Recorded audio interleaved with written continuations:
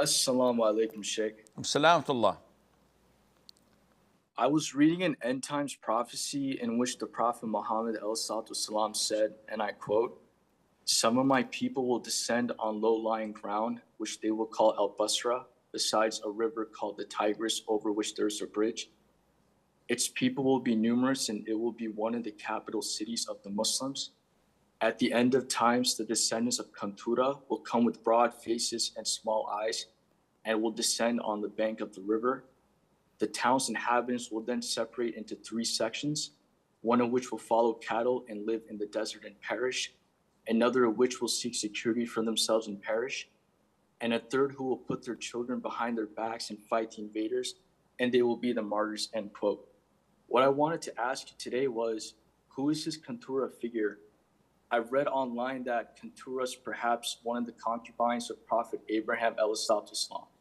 Is this true? By the way, Sheikh, I say this with the utmost respect, but you said the word prosecuted in an earlier description in regards to a boss being oppressive to an employee, but that is not the correct word. The correct word to use is persecuted, not prosecuted.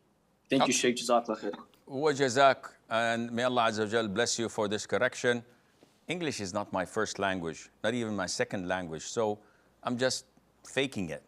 Jazakallah khair, prosecuted or persecuted, sue me. I have to correct it, and there's so many things that I've been saying wrong. One of the sisters from the US, Jazakallah khair, she called me and she said, every time you say not mug, and it's not meg. So, well, this is a mug, so I always thought it was a nut mug. So again, I make lots of mistakes. So Jazakallah khair for correcting me, and I hope I do remember this and not make the mistake again. As for the hadith, akhi, it's difficult for me to hear the translation and relate whether it's hadith sahih or not. And I need the actual original Arabic text so that I can check it out in my devices, in my libraries, to be able to know if it's authentic or not. So the meaning of the word that you even described, this is a descendant of Ibrahim or of Nuh or whoever, peace be upon them, I don't know what it means. If there is an invasion of Basra and being divided into three people and sects to perish, I have no idea about such a hadith. I need to see it. The invasion we know of is of the Mughals, but this was recently, like a few centuries ago, not all that far.